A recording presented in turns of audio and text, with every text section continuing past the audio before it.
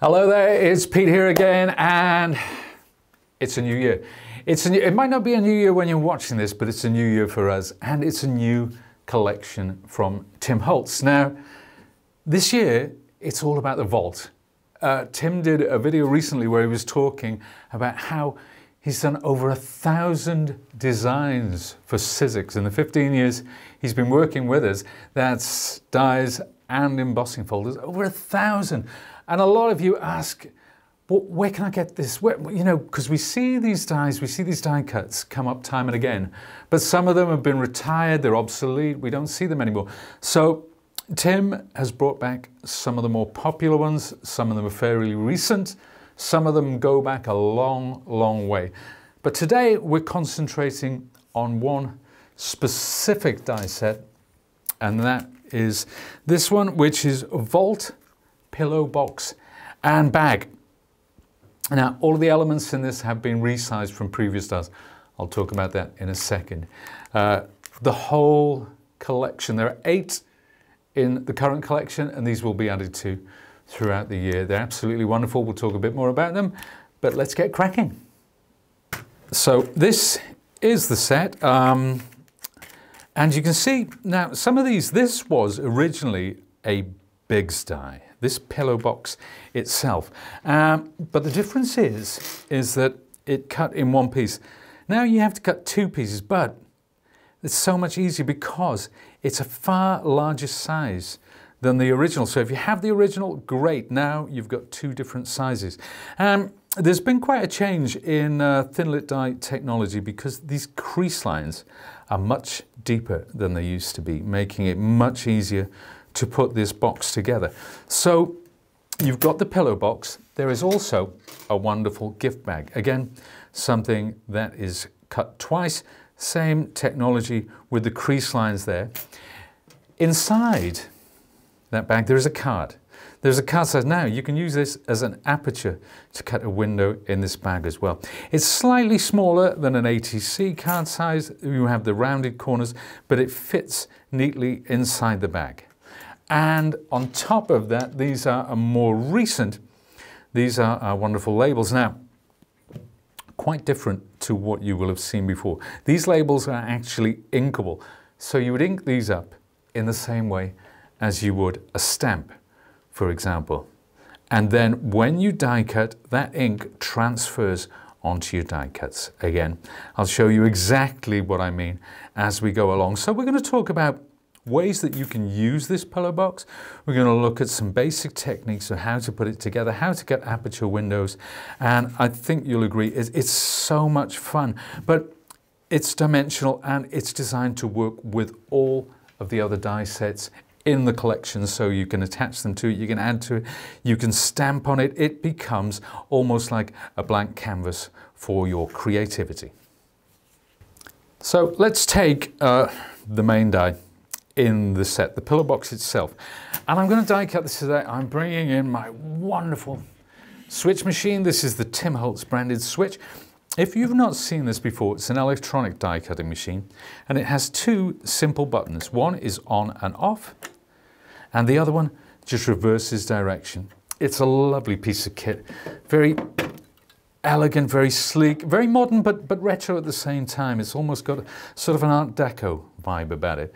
And I'm going to take my cutting plates and we'll place the pillow box on top like so.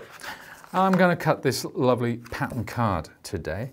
So I'll place that over the top and then make my sandwich. And different dies, different embossing folders, they require different sandwiches. The great thing is all the instructions are always printed onto your platform, making it very simple and indeed intuitive. So I simply place that into the machine and let the machine do all the work. And it's incredibly quiet, this, for an electronic die cutting machine. It really is. Now, if I needed to run that through twice, I simply hit this reverse button and it goes through the other way. But of course, I just need it once today. So let's move my machine out and take a look at what we've got. Now, you can see already these lovely crease lines, these lovely deep crease lines, which is what we need with a die of this nature. Very, very straightforward, very simple, lovely deep crease. And then what I'm going to do now is fold this part over like that. See how easily that went. Now, years ago, with some dies, that would be quite a struggle to get a lovely even crease. But now, and all you need to do is run your thumbnail along there. And that's perfect. So we're getting that curve, we're getting that dimension.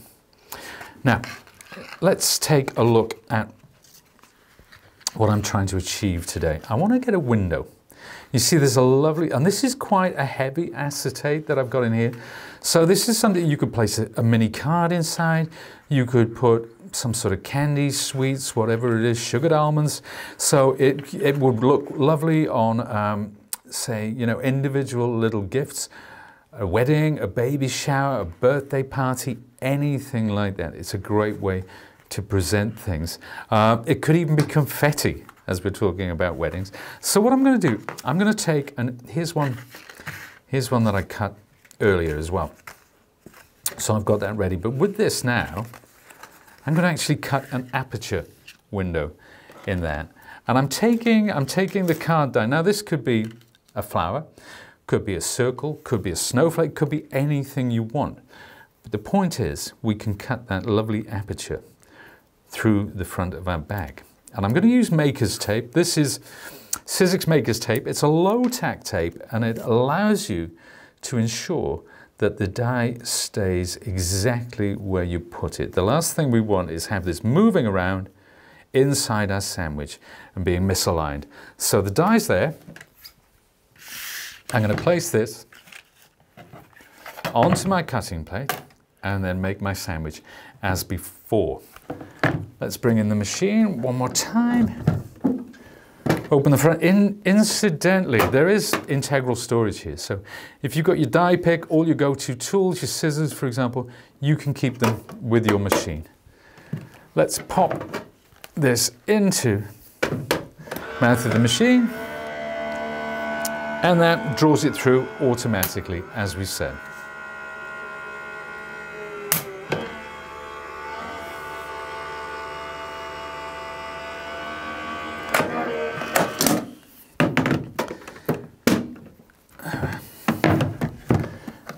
With the switch machine, we're so proud that Tim put his name to this wonderful machine. It's incredibly reliable. The pressure is fantastic. It really is. Now let's take, see what I mean about this maker's tape? It's low tack. So that means it doesn't lift the surface of the card. Sometimes some people have done this with washi tape, but not all washi tapes are created equal. So some of them have a higher tack. So it's actually going to lift, or it's going to tear the card, but not with this. Now, there is our lovely aperture window. And before I attach these two together, let's take some double-sided tape, shall we? I'll peel a little bit. Pop that on the tab, because obviously you have to attach tape to both tabs. I mean, it doesn't have to be tape. It could be hot glue. It could be PVA. It could be a tape runner. It's entirely up to you how you want to do that. And then on the inside, I'm going to attach the acetate while it's still flat on the surface, like so. There we are, a little bit more tape, so I'll do some there, some on the other side. If you wish, you could put tape across the top and the bottom as well. But there we are. Now that's ready to go. I'll just get my acetate. So here's my acetate. I'm just going to use my die pick, essential piece of kit alongside the die brush. And this is a Tim Holtz branded die pick. You can see the top goes on like that. It's ideal for storing with your machine. And then I'm going to put my acetate right over like that. It's always best to do this flat. So there we are. Now, if you've got shaky bits or anything inside this, say you wanted to make a little shaker box for whatever reason, you want to ensure that there's tape along the top and bottom as well, so none of those little bits get underneath the acetate. And let's take this off here. Now, good little tip here. It's always best to do these flat to make sure you get that alignment perfectly in place. You can see from the crease line that this is exactly where you need it to be. And then I'll take the other piece of tape off, thus, and just put that together. So that's all done flat. I have seen people in the past trying to do it when it's curved. That's not the best idea. And there we have it. So I pop that one in, then we close it up, and it's ready to go. There is your little shaker box or your card window, whatever it needs to be. Here's one that I did with some little hearts. Now this is from another set from the Vault. There are 3 different hearts in it. That's something we'll be looking at in a separate video. But it just goes to show the window, it could be a single die or it could be a collection of dies like that. So that would look lovely with some Valentine's candy inside there. Absolutely perfect. So that's one way of using these boxes. Now, it could be just a little gift box as well. So maybe we want to go down, say, the shabby chic route. And you can see I've attached some wildflowers. These are resized wildflowers. This is from the Vault wildflower collection, those that you see there. So just a little bit of inking over the top of cream card prior to die cutting it. And here's another one, similar sort of thing. You can see there's some crackle paste on the front there. We've got some of this distress ribbon, a couple of little pins through there. Very, very simple. It could be just opulent cardstock. It could be metallic cardstock as well if you want to go down that route. But you can always match your colors, your theme, your style to the project or to indeed to the event which you're making these for, whether it be a wedding, a baby shower, birthday party. We've gone through all of that. Now, one more thing I want to talk about, and that is embossing. So you can get a lovely embossed panel. There is a way of doing this to get the best out of it. So that's just embossing. That's like an Aran sweater. That's one of our older embossing folders. I can't remember the names. I must apologize for which. This one's a lovely sort of a very kind of woodland leaf, quite autumnal. So that's another thing about the Vault. Even though it's a release at the beginning of the year, they do work all round. So there you go. That's a lovely embossed panel with just some acrylic dragged over the front of the box. And then last but not least, how about this? This is embossed, and then we have applied our luster waxes. There are 3 different luster waxes here. The graphite, then I've used the rose gold underneath very subtly, and then finally that lovely silver just to pick out that detail. So 3 different ways using embossing. And I'm going to show you how to get the best out of that. Now I've die cut 2 of these, ready to go. You can see with this card particularly, you can see that lovely, lovely deep crease. And as I was talking before, it's so easy. You don't get a rough edge. You get a really smooth edge. And that is because of the depth of our embossing blade on that die. It really is smooth. And somebody who's used these dies before, in the past, it wasn't always this simple. So you just need to run your thumb over there like that to make sure you get that really, really deep crease. Before I emboss these, incidentally, I always ensure that I do the folding prior to embossing. Because obviously, after you've embossed, it kind of partly obliterates this crease. And when you do this first, it really helps to make sure you can find it again thereafter. So we've got that, our 3 creases. If you want to use your fold and form tool to make sure that crease is crisp and deep, then please do be my guest. Now, This is my embossing folder. What I want to make sure I do with this, probably best to show you like this, is not emboss the tab. This is where our double-sided tape is going to go. So we don't want to emboss that. So we need to make sure we get it right on the line before placing this over the top. In fact, I'm going to do it the other way around. I've made an executive decision there. That's a bit easier actually. So we'll bring that down and bring our switch machine back in. Now, I know that I've got a 3D embossing folder. So I take a look at the instructions. It tells me 3D embossing folders. I need the base platform, which is this. I need the embossing folder, and I also need one cutting plate. Single cutting plate. Now, some of you might be out there thinking, well, Pete, what happens if I forget? What happens if I use 2 cutting plates? Will it damage the machine? The answer is no, of course. The reason being that the machine has a sensor. So if you are, for whatever reason, overloading it, it simply won't allow the sandwich to pass through. So it's a very clever machine. Now let's run this through twice, because we always say with 3D embossing, it's always best to go through twice to get a deeper, crisper emboss. And all I did was press the switch, which reverses the direction. And let's take that out now. Pop my machine over here. Wow. Look at that. Look at that depth. Isn't it gorgeous? So it just goes to show you can get that opulence, that classy finish, just by running it through with the right embossing folder. And when it comes to Mr. Holtz, they're all the right embossing folder. They're all fantastic.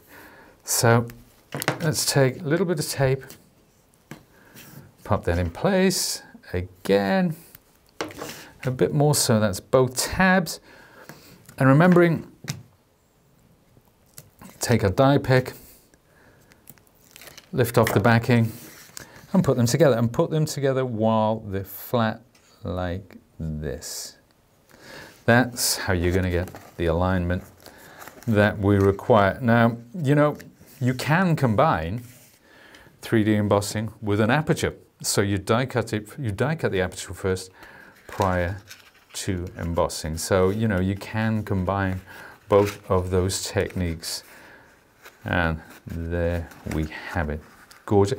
And you know what? When you're using opulence or metallics like this, that's when that curve and the play of light and shadow, that's when it really shows off 3D embossing. Absolutely fantastic. Now, there were some other dies in the collection, of course. We talked about the tabs, we talked about the little gift box, and we also talked about this mini card. Again, super versatile. Let's take a look at a couple of things that I've done with those. So here's the gift bag itself. You see, you cut it twice, and there's your opening. So we've used these wonderful labels, and we've inked them prior to die cutting. So you can see where I've inked that with red ink, and I've got that wonderful effect. You can use whatever inks work for you. Again, and just a bit of stamping, a bit of inking, and here are 2 of the cards we've used. It's all Tim's ideology, bits and pieces. There we are, and that slides in there. You know, you could attach these together. You could make a little mini book. These could go in a journal, scrapbook page, whatever you like. It's very, very versatile. And again, it is a blank canvas. You can do exactly whatever you please. So there we have it, the Vault pillow box and bag, a versatile little kit. I love the dimension. I love the dimension of a pillow box. I'm a sucker for a pillow box. I think a lot of makers are. It's so simple, but there's an elegance to that lovely curve. It's great for gift ideas, and it's great for party or event type makes. I've even seen an advent calendar made with individual pillar boxes, which was really cool.